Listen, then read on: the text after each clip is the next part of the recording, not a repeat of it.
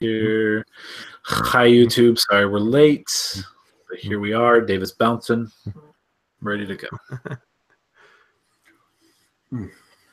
Come to find out, Chad, the podcast episode that I uploaded, I didn't have the same issue with Tyler's audio that we had with mine not long ago. I never do this, but I titled my audio file and the podcast audio file the same thing. So you pulled yours instead of the together one. Yeah, so I only uploaded my file from the conversation. I'm so confused. I was like, no, the title's right. I don't know what could have happened. Yeah, what's going on? That's the worst, not knowing. Oh, good. I'm glad I caught it. I did not, and then I wasn't able to go back and listen to it. Yeah. Oh, man. I have to download Dave, that's all I hear. What? All I hear is Dave just humming and chewing and paper strewn about. Man, I seriously, I can't wait. All right, let's go. Yeah, it's not gonna be long, so don't be getting all psyched up. It's Star Wars, dude. Come on. The guys are like, where are you guys at? It's like 11:45. We're still in Swan. All right. Your Audacity? Yeah. Mm-hmm. All right, 3, 2, 1. Welcome, ladies and gentlemen, to episode number 148 of the South Dakota Gamer Podcast. I'm one of your hosts, Chad Viss. Joining me, as always, from the bouncing ball, Dave Mann. That's me. I'm a bouncing ball. Actually, I found out that my fitness ball is actually making me sit more incorrectly because I'm not using it like I'm supposed to. I still like hunch way over because now I don't have a back support. So I end up just hunched over the whole time. And I hurt when I get off of it. Also joining us this week, as always, sitting on well, you're not on a couch, but sitting on a normal chair, like a normal person, Josh Owens. Uncomfortable chair. It's an old chair at an old desk, but I'm here. I do it for the fans. Yeah, if I'm honest. Man, what a guy! I'll tell you what. So here we are yet again, guys, to talk the video games with you. We got some news. We got what we've been playing. We're going to play some Game Scoops 20 questions. And then at the very end of the old podcast, we're going to take a few short minutes, Dave, to talk about Star Wars. So come on. It will be spoiler-filled. I will let you know when we're about to do it in case you have not seen it. And we will not bring it up until that point. It'll be at the very end after Game Scoops 20 questions. But yes. Scoop! You are. So let's get right into it. We're into the last few weeks of the year. 2017 is almost over. 2018 is at the doorstep, bringing many new games and many exciting things for us next year. But before we get to that point, we're going to talk about what we've been playing here this last week. And this segment brought to us by our good friend, Patreon supporter, Papa Andy. Papa Andy. Andy. No, Patreon. If you guys got the emails from Patreon about their little, fees they wanted to charge to the patrons, they have backtracked on that and will not be doing that. So I didn't see a whole lot of concern from our people, but we did have a couple, and it seems like they have gone back. Man, it's real weird to watch Dave just keep doing the same thing. They've gone back. That I'm just going to exercise while I'm here. Might as well, right? Yeah. Kill two birds with a couple stones, right? Two birds, couple stones, the old saying. So let's get into what we've been playing lately. Josh, since Dave's got to work his quads and lats and delts. This is definitely one of the exercises that were on the instructions. Yeah. Arnold Schwarzenegger did that because that's how you get big. That's how you get swole. So Josh, what have you been playing lately, man? Yeah. It'll come as no surprise that I'm still working my way through Bloodborne, through that DLC. It's still really, really hard, like a lot harder than the main game. Even like in the main game, that I don't feel like by the time I got there, I was like leveled up enough to like still be able to kind of handle it. Right. And it's just so much harder than even late game main game. So like I'm having trouble, not even with I think I mentioned last week, there's other hunters in the DLC which are usually harder to kill because they play more like you would. They're more mobile, they're smarter about their combat, all that stuff. So and they're like, there's a ton of them and they respawn. They don't go away after you kill them once. So like every time you go through an area, they're there. And so that's part of the challenge. But like even the like throwaway, like normal enemies are really hard to kill, and they do tons and tons of damage, and they do like tons of attacks all at once. So if you get hit once, you're just most likely going to die because they'll keep hitting and hitting. It does not sound fun. But, huh? I said that does not sound fun. So I'm not gonna lie, I was playing it today, and I got to the point, like I was trying to get to the boss. I did all the things in order to like open up the path to the boss. All I had to do was basically like sort of a straight line to the boss, like past a few like enemies here and there. And it got to the point where I couldn't even make it to the boss to try and fight the boss because I was getting killed by all the dumb little enemies along the way. Wow. So I may or may not have used a few choice words and stopped playing today. Poop. Yeah, I said poop a whole lot. So I stopped playing today. You rage quit? Jeez, what's that like? I did. Yeah. And so I stopped playing that. And then I remembered that I had Resident Evil 7 Not a Hero downloaded and installed. So I decided to jump into that. And Resident Evil 7, it is not. Resident Evil 7, lots of fun, very atmospheric, sort of scary. This is not that terrible yet because I haven't spent a ton of time with it, but it is definitely not the polished experience that Resident Evil 7 was.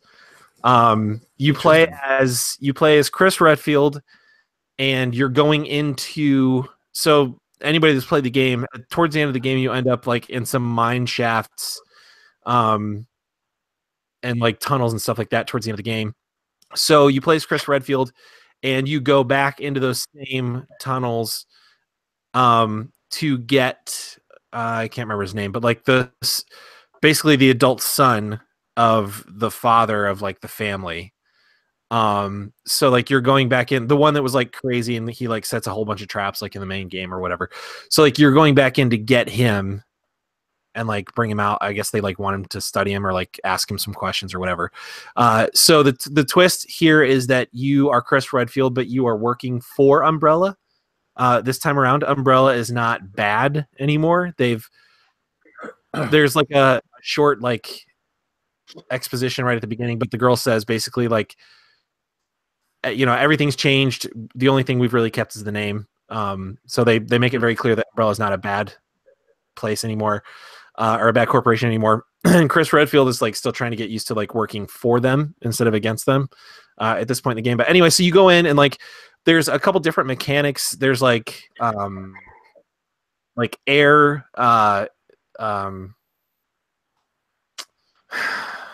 The air is affected is the wrong word. Poisoned? Yeah, sort of. I guess that's a good enough word. I can't think of the word I was looking for. But there's like some sort of stuff in the air, so like you have this mask on, and so like it filters the air, so you can only be in those areas for a little while. Contaminated. And yeah, that's the word I was looking for. Contaminated. Like they're going for some of the same stuff that they went for in Resident Evil 7 because like there's still some puzzle solving and like item collecting, still the same enemies and things like that, but it feels like sluggish and it's really confusing. Like it's not very good at like telling you where to go next or what's supposed to happen next or what you're supposed to do next. It's strange and just kind of rough. Like it feels like they put it out maybe before they were ready for it to be put out. And it is a free game mode, so like, but yeah. So I'll probably go back to it because I want to finish it. I want to see like what the story is there, but it's definitely not as good as And so basically those two, I have every chance I've gotten, I've jumped into HQ. And Cecilia's actually been doing it with me. Cool. And then the other night we were driving, we were finishing up our Christmas shopping, and so it came on, and she handed me her phone. So I had both phones. That's awesome. I was going after phones. So I made it, I think, to like question 9 or 10 when I was doing that. Oh wow. Yeah, like I got so close I could taste it, and then like they keep throwing these dumb, like, now Josh, I guess I should expect it by now, but like they throw in these questions that the answer is so obviously.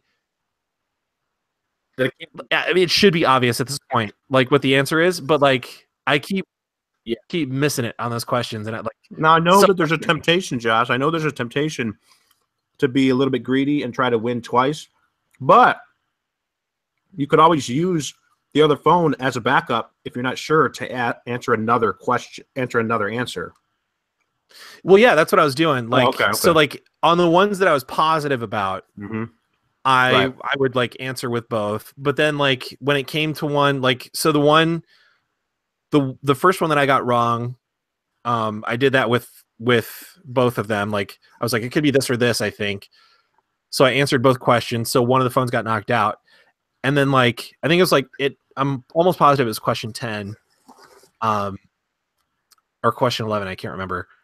It was one of those questions where like, I don't freaking know what the answer is, but it seems very obvious that one of the answers is not the answer. And then that ends up being the answer. Right. So yeah.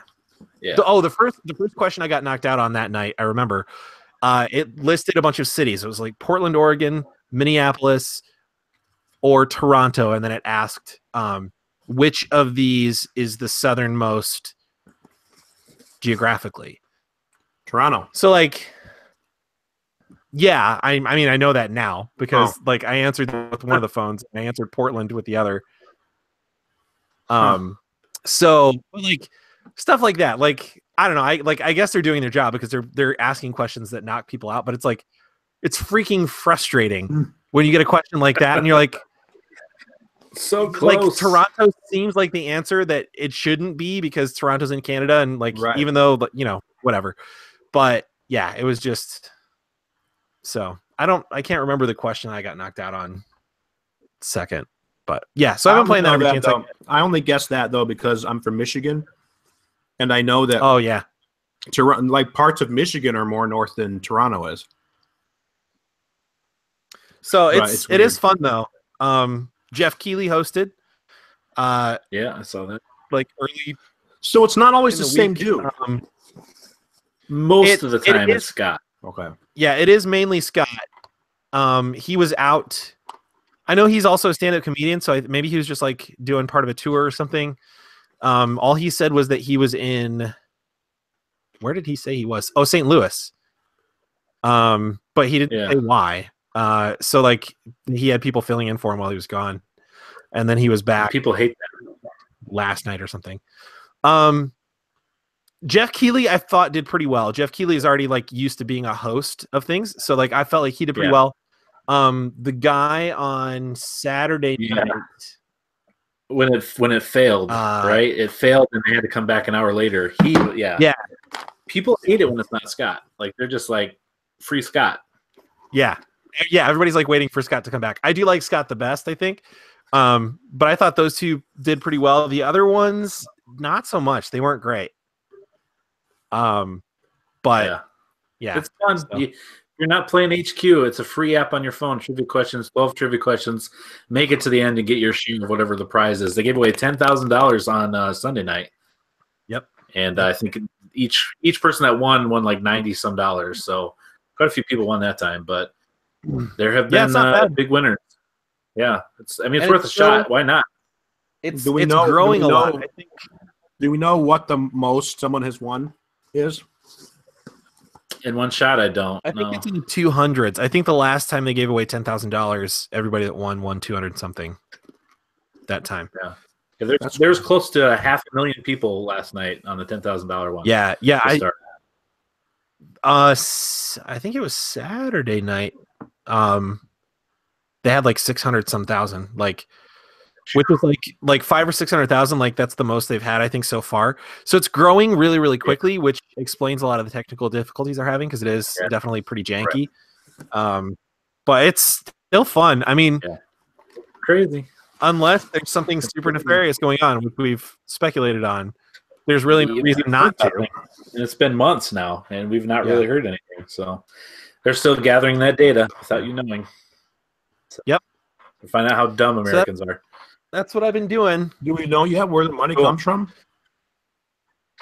I mean, I haven't researched it, but no. The money? Mm-hmm. Yeah. I'm assuming because it's a lot of the same people that founded Vine.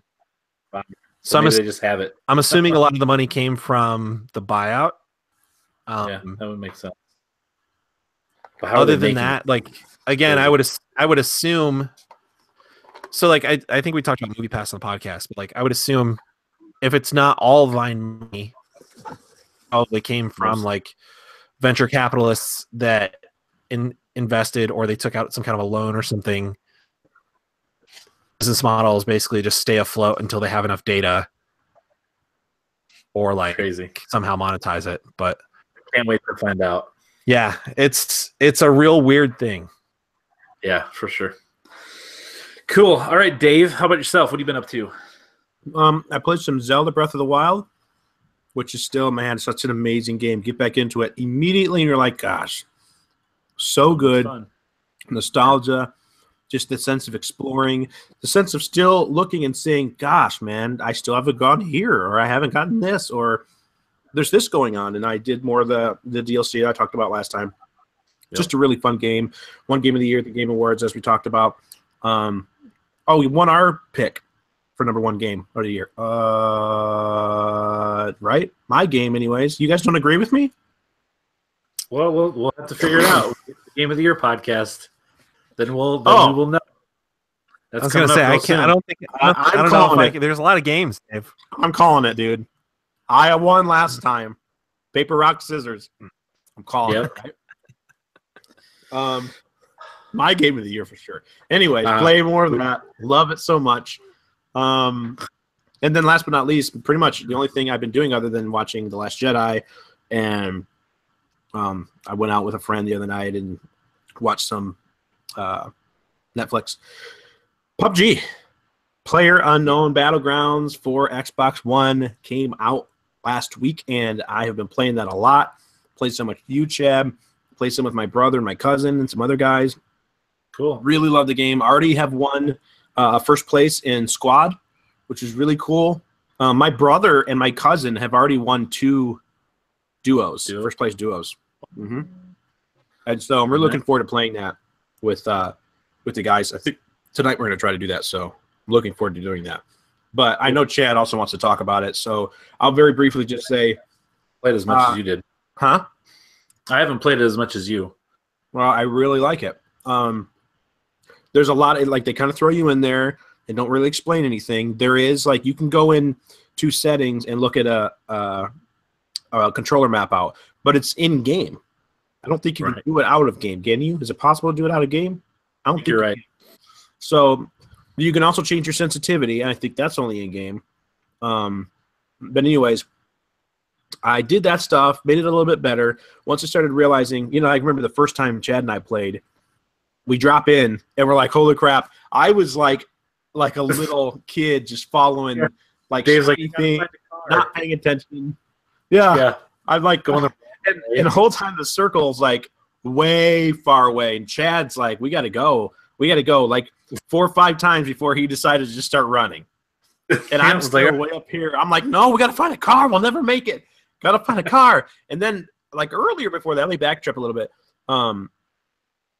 I didn't know how to load our guns. You pick up a gun and you pick up the ammo, but your gun has nothing in it. And we're like, it doesn't tell you what to do. Finally, luckily we didn't have anybody around us at the time. Chad figured out, you just hold in the X button and it reloads. So we figured that out. Well, I ended up dying in the storm because the storm, there's no way I was going to make it. And I didn't realize, I didn't realize yet that the vehicles pretty much spawn at predictable places. Like there's vehicle spawns in the game. Not the same place every time, I don't think, but there are notorious places from the spawn. A lot of times by the road. My brother tipped me off that if you follow the road, most of the time you'll find a vehicle. So that was really cool.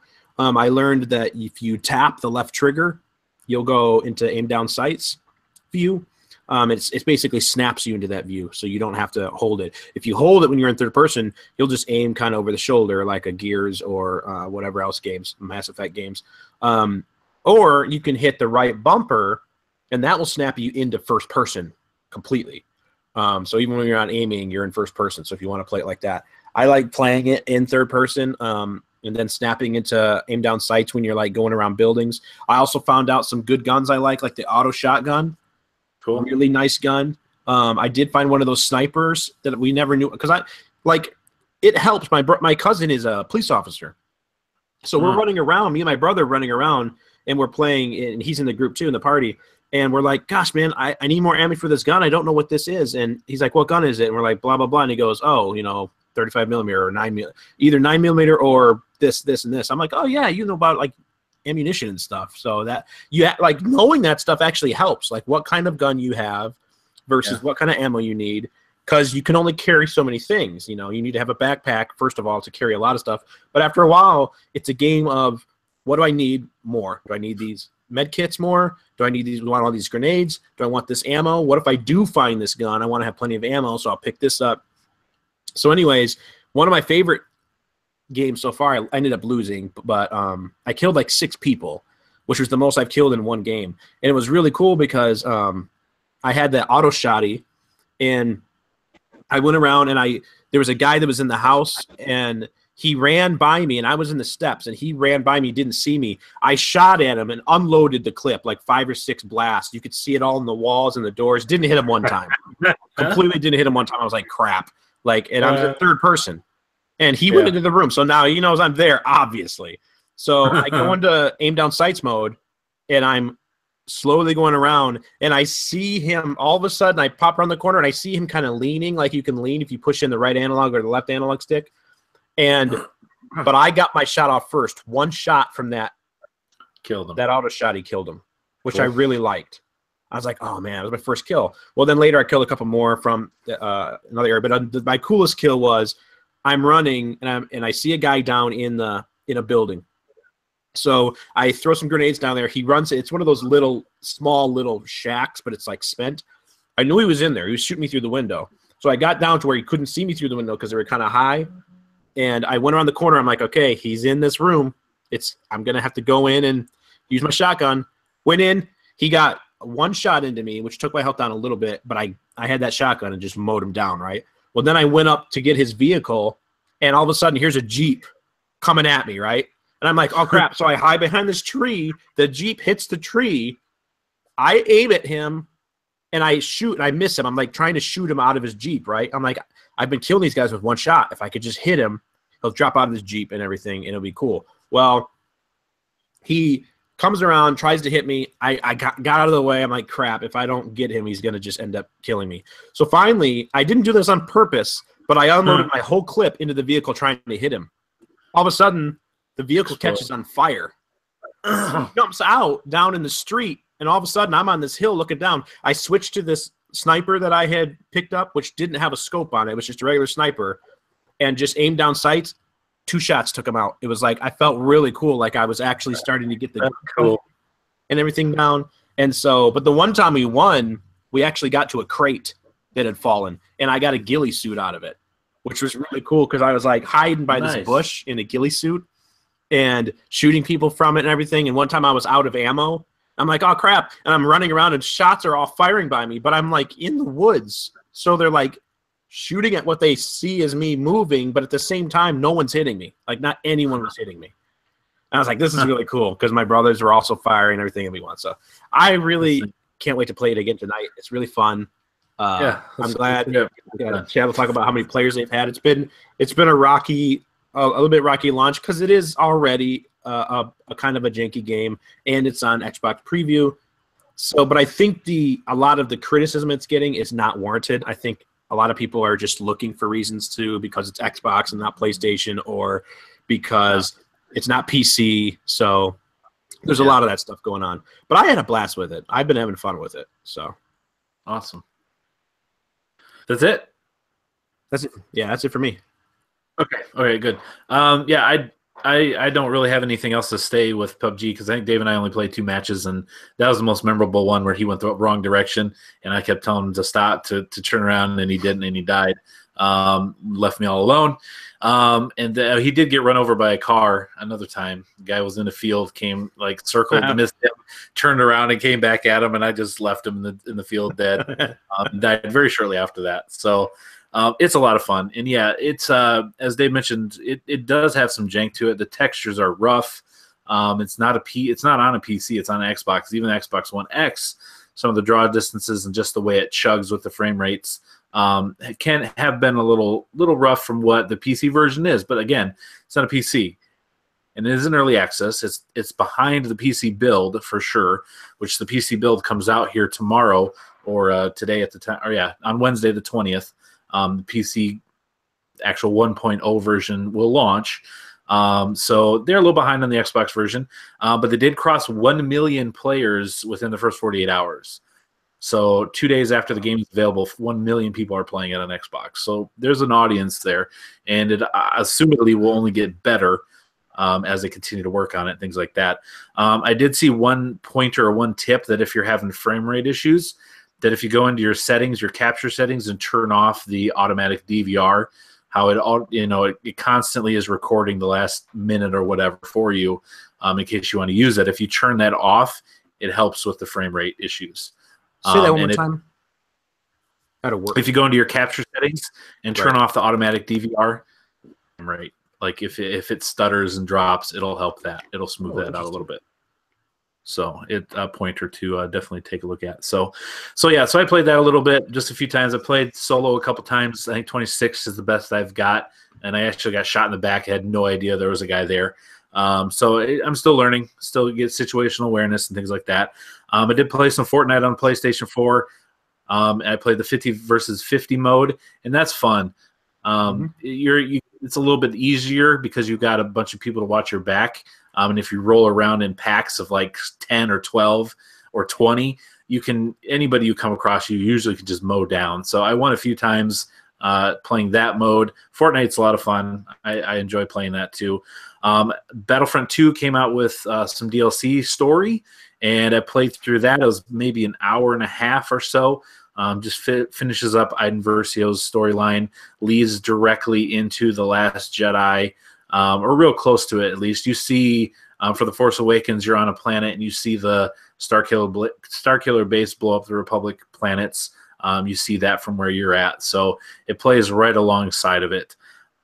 And then Leia sends you off at the end of that story mode to the Outer Rim, which leads right up to The Last Jedi. And then again, I played some HQ, like Josh said. So I think 7 or 8 is the best I've gotten. I've not gotten to the double digits for the questions, but it's fun.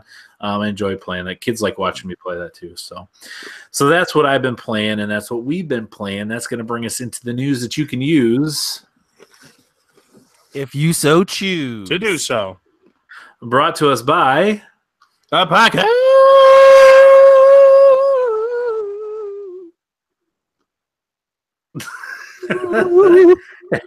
First-hand supply, dip the world in it. So they were running a sale again here this past week. You should follow them on Facebook if you don't. First-hand supply company, and they run sales periodically. They're doing some giving some money to someone that was having a hard time. So some of the money you spent was being donated to a family. They're a good company, and they have good products. Definitely check them out. All right, couple news items here we're going to blaze through fairly quickly. First off, Battlefield is a game that's real good, and I was watching a guy play that today, Battlefield 1, and it made me want to go back and play it because I have all the DLC, and I've hardly played any of it. Paid for the season pass and everything, and there's just too much to play. But the rumor is the guy that predicted, or not predicted, but put out that Battlefield 1 was going to be set in World War I, and obviously was correct, is saying the next Battlefield game will actually be Bad Company 3. So there's a little bit of credence to it because he has been correct when it comes to Battlefield games in the past. So they're saying that this will be a game that'll come out next fall, Battlefield Bad Company 3. I enjoy the Bad Company games. Those are a lot of fun. Really, the first time destructible environments and blowing up houses was actually, cool and fun to do. I remember driving around a golf court and just blowing holes in golf courses. A lot of fun. So that would be cool. I'd be all down with that if that is indeed the next Battlefield game next year. I did like Bad Company 1 and 2. What's that? I really did like both of those. Yeah. Yeah, they're great. They're great games. A lot of good characters in those. Different kind of game. But when it comes to why, but in Bad Company 2, the main guy reminded me of Jim Halpert. Okay. Yeah. I don't know why. I have to go back and look and see why. But yeah, cool. All right. Next news item: the Switch, Nintendo Switch. Heard of that thing? I've heard of that thing. It has sold 10 million units in the first 9 months of being available. Wow. 10 million units in the first 9 months. On pace with what PlayStation 4 did in its first 9 months. So obviously we know last week we talked about PlayStation crossing the 70 million mark at this point. Wonder if Nintendo will be able to maintain that continual sales. They released 2 huge games this year with Mario and Zelda. It'll be interesting to see if they can continue that. But to be able to sell 10 million within your first 9 months, they're 2 million away from selling as much as the Wii U sold in its entire lifetime. So that is crazy. I would not be surprised. Yeah, I know. I would not be surprised if they passed that here with the holiday. And they've yet to discount it. They've yet to do anything like that. I feel like this. I mean, it's already impressive that the Switch is on pace with the PS4 so far. I feel like for them, pace though, like that's all going to depend on games, like game releases. Yeah, absolutely. So I'd be interested to see. Like we've had some huge ones this year, so I'd be interested to see like how many games, like at this time for the Switch have come out versus like at this time for the PS4. Like what that pacing looks like. Good point. Yeah. Because I think that's what it's going to come down to. Like the Switch has proven that it can do a lot. Maybe not quite as much as like a PS4 and Xbox One, but it can do some pretty impressive stuff. Well, think about this. Think about how much it's lacking in the online multiplayer department. Yeah. And it's still selling that good. Yeah. Yeah, people most of its games are single player and couch co-op. Yeah, yeah, great point. Yeah, so we'll see what 2018 is for them for releases. I mean, they announced Bayonetta 3 and other things at the Game Awards, but yeah, it's exciting, and you can find them. Like every time I go to Walmart, there are Switches there. It's not hard to find anymore. If you want one, you can get one. So that's a good thing. All right, next, Metal Gear Solid. Love some Metal Gear Solid 5. Dude. Great things. Before you say anything, Chad, I have to say. Yeah? I saw a little, I don't know where I was. I don't know what I was doing. I might have been, I can't remember if I was in the mall. It was somewhere where I couldn't really focus on my phone that much. But I started watching just a little bit of gameplay of Metal Gear Solid Survive. Okay. Or Metal Gear Survive, whatever they're calling it. And I did not expect that there was, first of all, a single-player campaign. Uh-huh. But what I saw in that completely shocked me, took me by surprise, that it was interesting to me. Okay, yeah. Because the survive element I thought was all about, survive hordes of these weird zombie things. But there is a hunting element, crafting elements to make different types of clothes and stuff like that. Now, again, I didn't get to focus on it a lot. But just that alone, to me, kind of reminded me of Snake Eater a little bit, which I really liked. Yeah. And I thought, you know what? I'm going to check out this beta that's coming out. So the beta is coming out January 18th through the 21st. The beta will be available. I'm pretty sure it's an open beta, so anyone should be able to play it. Yeah, they'd be stupid not to make it an open beta. Yeah. And the game is scheduled to be released in March, so just a few months after, a couple months after that. So my question is, that's interesting that caught you, that it grabbed you that much. Obviously, doesn't have Kojima, but it's going to play like Metal Gear Solid 5. It's going to be on that engine. It's going to be like that game, which was great. My question is, do you think that they were too far in development where they couldn't include some kind of battle royale mode? Oh, It seems like that would be a good idea to do if Konami wants people to buy their Kojima minus Kojima game. that would have been interesting. But maybe they're too far along to do that. I don't know. I feel like that could be an update though, at some point. Sure. Well, the thing I'm something. thinking is you've got PlayerUnknown Battlegrounds, and I know they're not a monster company making it, but then you've got Fortnite, who's got the little cartoon thing. It's a really good game. Mm-hmm. You've got Metal Gear Solid 5 engine, where the graphics and the visuals are insane. Yeah. So are they capable of dropping in 100 players at the same time and keeping the look and feel of that in the gameplay of that game? That's a good point. Because I don't know how that stuff works, but yeah, me neither. I'm not a doctor.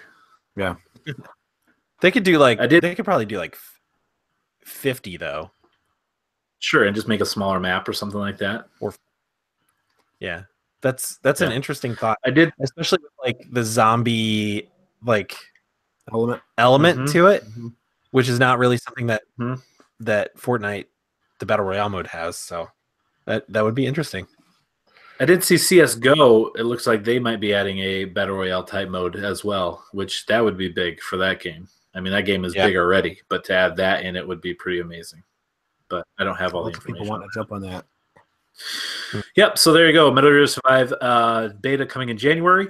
Next, Destiny 2, The Dawning, which is like their holiday mode, begins today at the time of this audio release of the podcast through January 9th. There's snowball fights that you can have in the tower. There are specific armor sets that you can get. There are things that you can collect to craft items and gift them to fire team members, experience and things like that. So Destiny behind the scenes, and it's been a while since we have played it as a group. I know there are parts of our clan that still do play it often. But me personally, and I think Dave probably the same for you, it's been a little while. They've added a lot to it, not just here with the Dawning, but there are obviously Crystal Osiris came out, but they've added Masterwork sets. So there are things to play for, things to drive for that kind of put that loot carrot in front of you to keep going a little bit more. So they're continuing to add to it, and it sounds like it's looking good. So we'll have to get in and check the Dawning out, and then also we need to get to that raid at some point too. Cause Destiny Raiders, right? SD Raiders still exists. Speaking of winter type stuff, Overwatch is having a Winter Wonderland for this season, and it's already begun. It's active through January 2nd. You can get specific skins. There's a specific modes that you can play, Yetis and all that stuff. So Overwatch still doing that, getting new skins and clan tags and stuff like that. So check that out if you're playing Overwatch. Winter Wonderland going through January 2nd. And then finally on the news list this week, I brought some NPDs from November to the table. We do it periodically, NPDs, but not every single month. This month I thought was interesting, and you can tell me if you know what I think is the most interesting out of this top 5. So I just brought the top 5 to the table here for the top 5 games sold in November. First one, no surprise, I don't think, to anybody. Call of Duty World War II is the #1 seller, and from what I also understand, they also now have the best-selling game of the year, surpassed Destiny. Which, again, no surprise, I don't think. #2 is Battlefront 2. #3 is Assassin's Creed Origins. #4, NBA 2K18. And #5 was Madden 18. So of those top 5, I am surprised by one of them. Can you guess which one that may be? I actually was surprised by Battlefront 2. That is it. That's not surprising. I mean, it's Star Wars, so that's the reason, right? But it's true down from the first one, and supposedly less than half of the first one. But just with all the controversy and the loot box and the changing all the things they've done, it's still sold only. I mean, take Call of Duty out of there because no one's going to beat that. It's the best-selling game besides Call of Duty for the whole month of November. Mhm. I am surprised by that. So I'm gonna guess though here at part of why that is.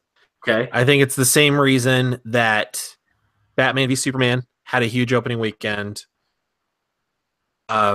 Justice League had a huge opening weekend. Star Wars: The Last Jedi had a huge opening weekend. There are people that are going to buy it, like when it comes out, having not played it, and like a ton of people. Yeah. And then those people are going to be the ones that say like, "Oh, this isn't very good," or "These loot boxes, like this all sucks," or whatever. And then the people behind them are like, "Oh, maybe I'll get it, maybe I won't." So they'll still get some like people that lag behind a little bit and still buy it, like here and there after that. But I think the initial release and the purchase at initial release is probably a huge part of that number. That makes sense. It did surprise me, but yeah, that totally makes sense. Yeah, it does. So cool. Well, I know I bought 2 copies, so there you go. I contributed. So all right. Well, that's all the news I have for you this week. Again, it's the end of the year. There's not a whole lot of big things coming out. Nothing really huge to talk about. So much substance. Bring us into the Game Scoops 20 questions. It's been missing for a while, but it's back. Scoop, baby.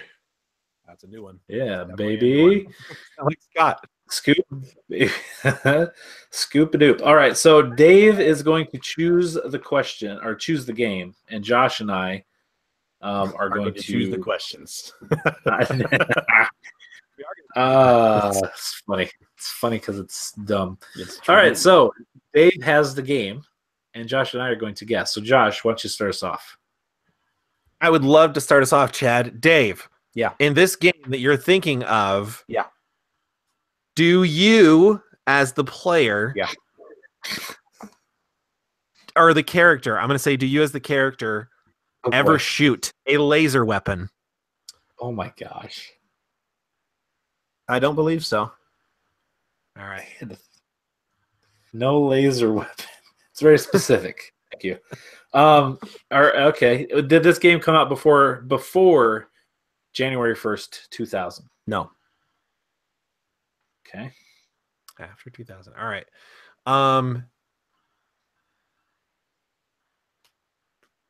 Is this a AAA game? Yes. Okay. Did this game come out before January 1st, 2010? Yes. All right. Okay, so in the 2000 to 2010 era, we're looking at I always get confused here. So let's give me your AAA definitions, because for some reason I don't know why I always get confused here. I know that's a big release, but it doesn't have to be first party, right? AAA doesn't have to be first party. No, it could be even second or third party, just like a. It's just a big budget game. Yeah. Okay. Yeah. Okay, so in the 2010 era, we had the end of the N64 and PlayStation. We also had Xbox 360, PlayStation 2, and PlayStation 3. Yeah, so it's a lot. And the Wii. Sure. Okay. All right. Okay, Dave. Yeah. Is this a first-person game? No. All right. Dave, are you a human? Yes. All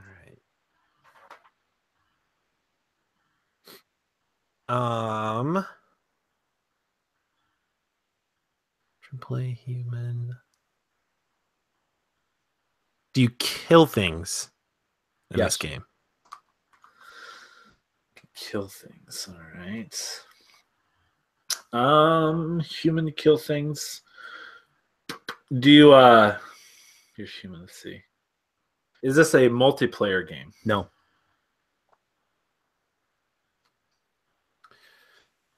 Right. Is this game part of... Hold on.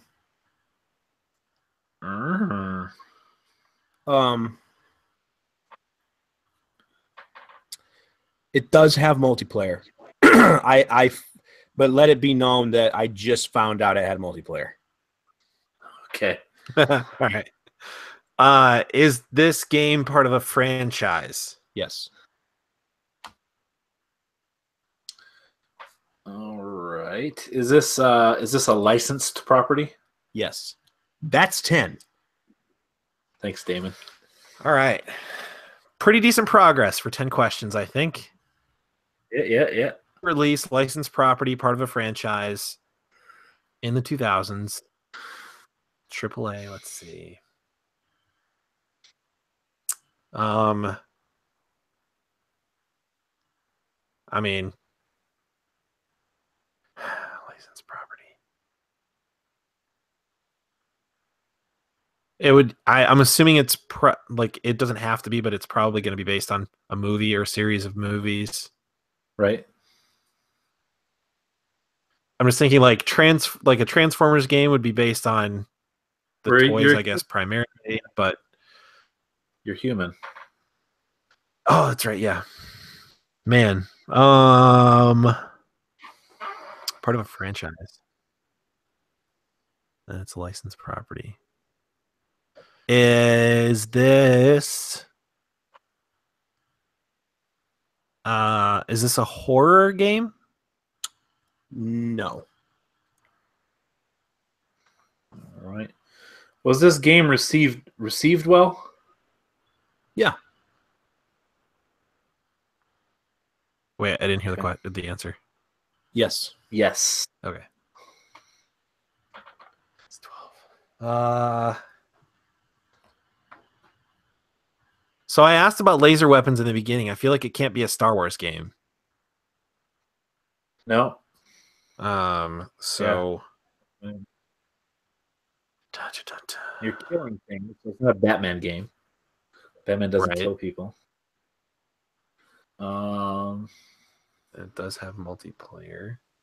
Man. Probably not first party. Probably not, by the way. He asked a AAA question to us. Yeah.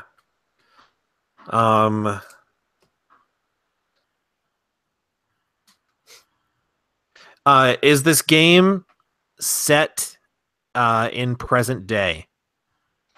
No.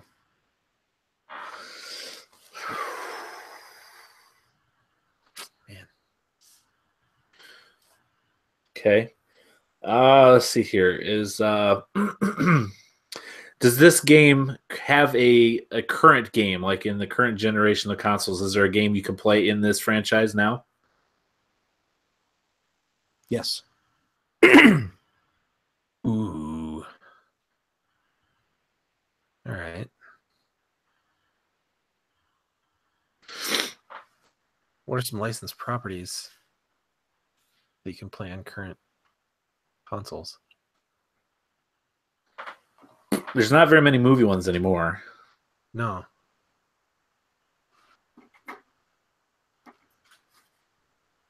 Trying to think of like comic book games.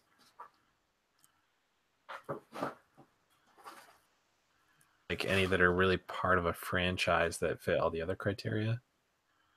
Right. We could get into genre license. Yeah, we probably should. We know that. Dave, is this a is this a third person game? No, yes. You already asked if it's. Can we not use that one? He already asked if there's a first person game, and he said no. You're right. Well, I mean, I thought third person to Josh specifically meant over the shoulder. Right. Oh. I mean, if it's not first person, it can still be top down. It can still be in a vehicle. It can be side scroller. But I'm not saying you have to use that question. I won't count that question.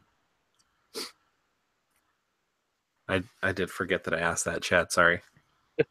All right. All right. So then I will instead ask, is this game based on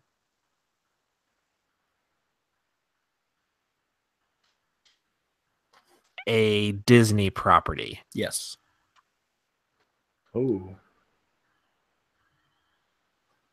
So could it be Star Wars? Maybe you don't shoot a laser weapon because you're not shooting a gun. Maybe you're could this be the Force or the Battle Force Awakens games? Not Force Awakens, Force Unleashed games. Unleashed. That was Didn't- 15, he never- by the way. So the he- next one's 16. He didn't have like a gun or anything in those games? Was it just like force Think powers and a lightsaber? Yeah, I don't think he ever used the gun. But was there multiplayer in the end in that game at all? I can't remember. And there are Star Wars games now. It would make sense. Dave has Star Wars on the brain lately too. Like he bleeds. You cut him, he bleeds like neon colors, like a lightsaber. Saw it. Neon colors. That's not what I think of when I think of lightsaber. It's a Star Wars game. Say what? Oh come on! Is this a Star Wars game? Yes. Oh crap. It is a Star Wars game. That was 16? Yep, 16. Yeah. Okay, is this the first game in the franchise, Dave? In the franchise? Yeah, whatever's the series. Sorry, whatever the series. Yes. That's First game in series the is what I- series. Okay. First game in the series. Yes. There's a Star Wars. Yeah. Is your character's name Starkiller? Yes. Yeah, there you go. We got it. Was it just The Force Unleashed? Yeah. Are you Dave, asking this game Chad is or me? I'm asking to make sure that's the actual title. Is this game Star Wars: The Force Unleashed Yes, it is. or whatever? Yeah. Oh, Good job. nice. Yes, it specifically says your What your was the player's multi- character's weapons are the Force and a lightsaber. Yeah. So what was the multi? I don't know. That's why I said I'm just now figuring out. It says modes, single player, Yeah. and then it says multiplayer, parentheses, Nintendo versions only. Interesting. So I don't know what that is at all.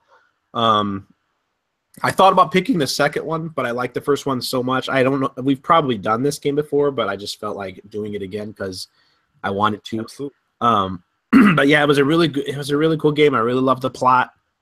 The idea that Vader had his own secret apprentice that the Emperor didn't even know about, and how it was written so well into canon of Star Wars, how basically this apprentice got turned and helped form the Rebel Alliance, literally.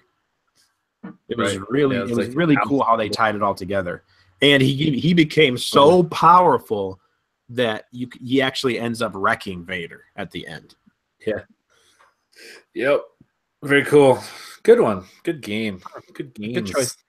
Yep. Absolutely. I totally had ruled it out in my mind at the very beginning that it was a Star Wars game. Yeah, Yep. and I didn't know how much I wanted to help you or not.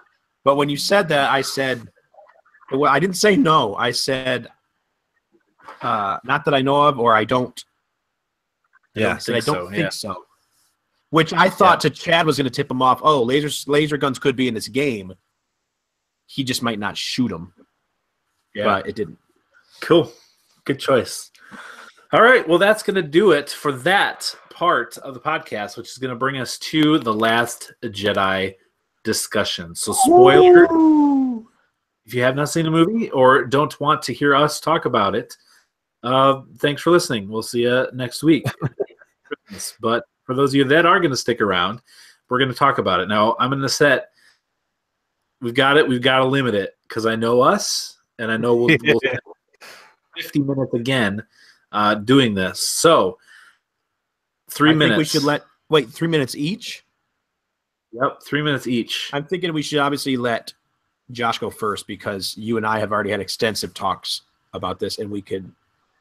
Because if we let him go last, we're going to also comment on his thoughts. So, yeah, we have not talked with Josh yet about the Star Wars. So the Star Wars talk. So 3 minutes apiece. I'm going to limit that. So that's 9 more minutes. That'll bring us just over an hour for the podcast. okay. All right. I'm So going to set a timer when it's up.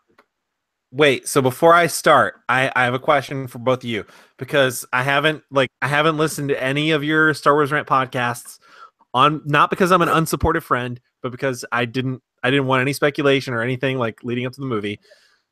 So did any of your anything that you predicted or like any direction you thought the movie would go, did any of that actually happen for either one of you guys? No. Okay. Not one. I had a feeling that was going to be it. Like if you're listening to this and you saw the movie, you understand like why that would be the case. But like I had a feeling that would be the case. So yeah. Okay. Yeah. We had way high expectations and thoughts that did not happen. So yeah. All right, Jack, 3 minutes. You may begin. Okay, so just right at the top, I'll say I really enjoyed the movie. I don't understand the hate that it's getting. I liked it. I would say the only problem I had with the movie is that like the middle, like it didn't follow the traditional like first, second, third act formula. In the middle of the movie with the whole like side quest, like to like go to the casino and like find a code breaker and like all this stuff, like it Josh, just was really drawn out. You mean the new Disney ride that's coming? Yeah. I know exactly. Like there was a lot of this movie that felt very like merchandisey, like theme parky, like they're just setting things up for like that they can sell later.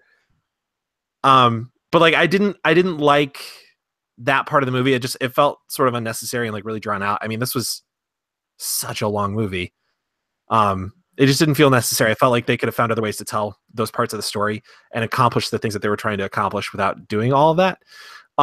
Overall, though, I really, really enjoyed the movie. I thought I liked Luke's character in this movie. Like, I liked the conflicted nature and like that he was having trouble kind of reconciling with everything.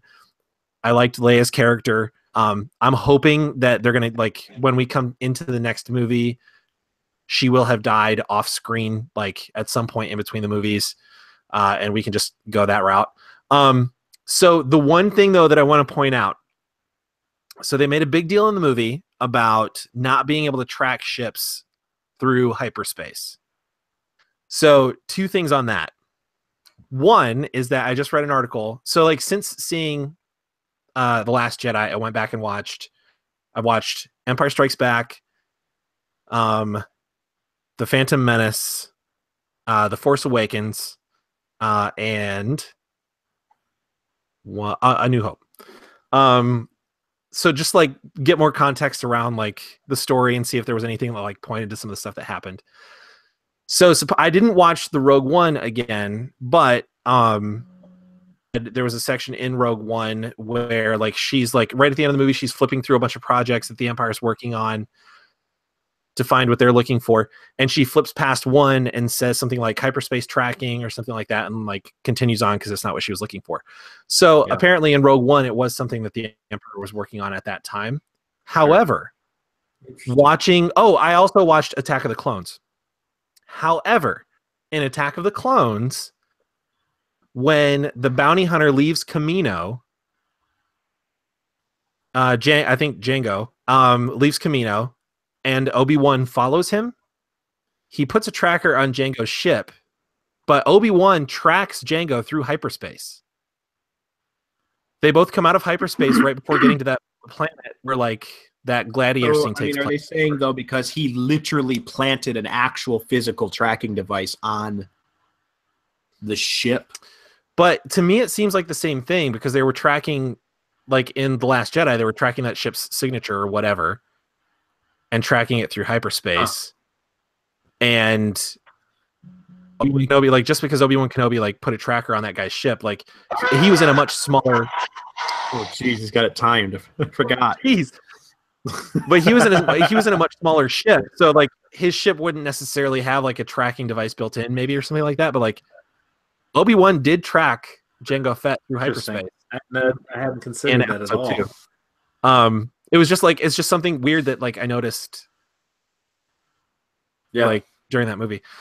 The last thing I'll say is that going back and watching The Force Awakens after having seen The Last Jedi made me appreciate both movies more. It added some extra weight to some of the things that happened in The Force Awakens, and it added more context, and like character development, I think, behind some of the things that happened in The Last Jedi. Overall, I liked it. Yeah, it's not my favorite Star Wars movie, but I liked it. I've seen it once, yeah. Okay. Cool. All right, Dave. 3 minutes. I gotta say, for the first time ever in my life, I walked out of a Star Wars movie, the first viewing of this, and it took me a while to realize what I felt, but I do know now and can admit that what I felt was being underwhelmed when I came out of The Last Jedi. And it shocked me, and I told Chad, it's like, I don't know if I can see, I'm trying to see past, and be objective and see past my super fandom of Star Wars. And because as a Star Wars movie, it's more, I've always been like, it's more Star Wars, you like it because it's more Star Wars, even if it's not your favorite or whatever. There were a lot of things in this movie that I really liked. There was one or two things, one in particular, the fight scene with Kylo and Rey, that I thought was one of the best shot and best scenes in Star Wars. Like out of all the movies, I put it up there as one of my favorite scenes. But because of my anticipation for this and the hype, which is always a danger going into a movie, you got to be careful about. But there were so many things, all of the 2 years of anticipation and theories and speculating and everything going into this movie. And basically when they said, basically what happened is Rian Johnson said, I'm just making a movie I want. I don't care about your theories. Your Snoke theory sucks, as he said before. And I'm throwing out the stuff I don't like, and we're starting fresh. But I didn't realize that until going in to watch it for the second time and realizing that's exactly what this is. He's completely playing it unsafe, and it worked great in some areas and didn't work in some other areas in the movie, but still overall turned it on its head, and now we have something new. And I think moving forward, I agree with Josh. She has to die off screen, and I think they're going to explain that away by, I think there's going to be several years in between this movie and the next, as opposed to it being back-to-back with Force Awakens. I think there's going to be several years between. You're going to see a much more powerful and hateful Kylo Ren, darker Kylo Ren even than he is now. I think you're going to see a powerful Rey who has passed on what she's learned from the text that she took from the tree. Also, Chad, I did want to say, I don't know if you already knew this, but it is verified in this book that Ahch-To is where the Jedi Order was started, like the absolute origin place of everything. And that is indeed the first temple that he was looking for. That little pool that little pool had a picture of the Prime Jedi, the first Jedi ever, light and dark as a yin yang and everything. And although not seeing Luke die, I wasn't prepared for that. Even though I kind of a little bit was thinking, he could die. I thought we were going to see a lightsaber battle. There's so many things I wanted to see that I didn't, and I've had to deal with that.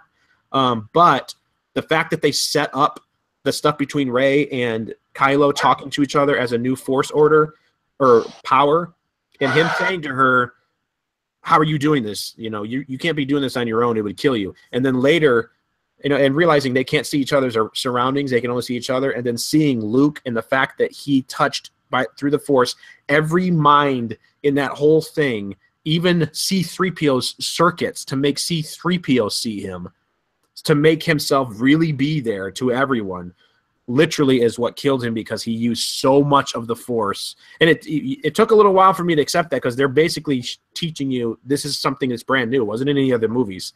This is a new power that we didn't know that was possible, but is possible. And so that was cool. I didn't expect it, but it was cool. And seeing him shaking and sweating, literally giving his life at the end, I thought was cool. I didn't expect it to be the way I liked him to go out, but I can accept it, and it was still cool, and a lot of stuff was awesome. Yeah, cool. And if you want to hear my true thoughts, listen to the Star Wars Rant podcast. There's 2.5 hours I was talking on there. 3 minutes does not do anything justice. Subtle play. This is almost torture. I know. I'm sorry. It has to be. It's to train you. All right. For me, it's very similar to both of you. We grew up Star Wars, and we love Star Wars. And as Dave mentioned, we were on the Star Wars Rant podcast, where we have been speculating for the last 2 years what this movie will be. And it built that up to a point where I don't think the movie could ever fulfill all the hopes and thoughts that we were hoping we would learn and it would come forth. So after watching it, I was let down. And I sat there at the end and I watched it with my wife and my 2 oldest kids. And my wife on the way out she goes, "That was the best movie I think I've seen all year." It was a roller coaster of emotion. She loves Luke. She loves Star Wars. And she was thrilled.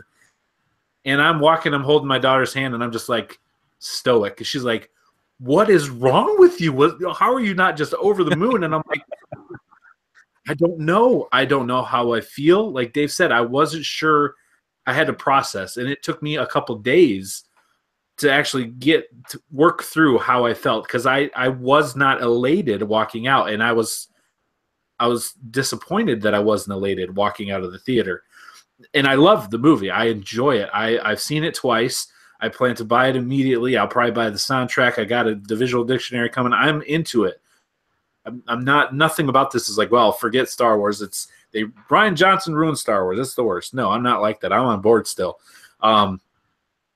But I wasn't sure how I felt about a lot of things. Didn't answer the questions I hoped it would. We found out Rey's parents supposedly maybe are probably nobodies, which I called from way back. We'll see if Kylo Ren's actually telling the truth. We found out Snoke does not matter. He does not matter. He's supposed to be this all-powerful leader, and it doesn't matter who he is. Too bad. Maybe we'll find that out in a book or a comic book series. But as far as the movie goes, you don't get to know. And I was a little disappointed by that. I will say, this is your 3. Sorry, go ahead, Chad. Yeah, I agree with the Canto Bight part. It seemed like an unnecessary middle section. They could have done that so much better in a lot of different ways. I do like Rose. I do like the fulfilling of Finn's character and kind of turning him around. I was kind of disappointed, maybe a little bit, but not really, that he didn't die when he tried to sacrifice himself a little. But overall, the movie is great. Seeing it the second time with the expectations not being there helped. And I enjoyed it much more after the second viewing. I do like that Rey kept the Jedi texts, that she has the books. So obviously, I think I agree with you guys that there's going to be some time passing where things will happen. Leia will pass away. Poe will become the leader. Rey will be more powerful. Maybe a little broom boy from the very end will show up and he'll join Rey's little clan. But great movie. If you like Star Wars at all, you definitely owe it to yourself to go see it and work it out to find and see it again. I probably will try to do so. But yeah, I liked it. It took me some time though to come around to understanding why I felt the way I did. Yeah, all in all, I was a big Snoke is Plagueis guy. And so when they threw him out and almost disrespectfully made a joke of him laying on the ground with his tongue hanging out like he was, I was kind of like, I just hate. Okay, kill him and show that Kylo is really unpredictable, not the same type of manipulative apprentice that Vader was. I understand that, but at least, you set Snoke up, even in this movie, showed him how powerful he was in the Force. Give him a little bit more of a meaningful death, but that was the point, I guess, was to say, no, he's not important. He doesn't. Right. Yeah. Well, that's one of my favorite moments of the movie, though, to me, because Luke, earlier had talked about, the arrogance of the Jedi Order and, how that was partially to blame for their downfall. And, to me, in that moment, that was, the arrogance of Snoke. He was so sure of himself in that moment. And the whole time, Kylo was you're dead. And then, the most interesting thing to me was Kylo's attitude after that. Kylo wasn't turning good. He was just no, screw it all. I want everything to burn over. That to me is one of the most interesting character developments and twists that we've seen in a Star Wars movie ever. I love that. Yeah, because he didn't flip. He became more selfish and did whatever he wanted for himself. It was basically Kylo was Rian Johnson's surrogate, because Snoke was basically in his way starting the Sith Order back again and wanting to create Darth Vader, and Kylo Ren says, no, something completely different is happening. Burn it all. Let it all die. The Sith, the Jedi, Rebels, everything. All of it. Such a cool moment. Very good. So overall, we all three are positive on the movie. We all three liked it. Yeah. It sounds like I am positive on it. Not the best, and not my favorite, but I liked it. After my second time watching it, I used the words I loved it, which it changed me a lot. And I read an article that my perspective on Rian Johnson changed too. I kind of view him a little bit as a new Lucas, and the good parts of Lucas, where the risk-taking parts of Lucas, the innovative, out-of-the-box thinking Lucas, that used potatoes and shoes as asteroids and stuff. That kind of cool movie maker. So, all right. Well, there you go. South Dakota Gamers take on The Last Jedi. Go see it. All right. Well, that's going to do it for this week's podcast. Thanks, as always, for listening. Remember, we are part of the SiouxEmpire.com podcast family. Head over there and check out other South Dakota podcasts. But for us, until next time, I'm going to say a goodbye. May the Force be a with you. piece of galactic pizza. Yes. Bye, YouTube. Thanks for coming along.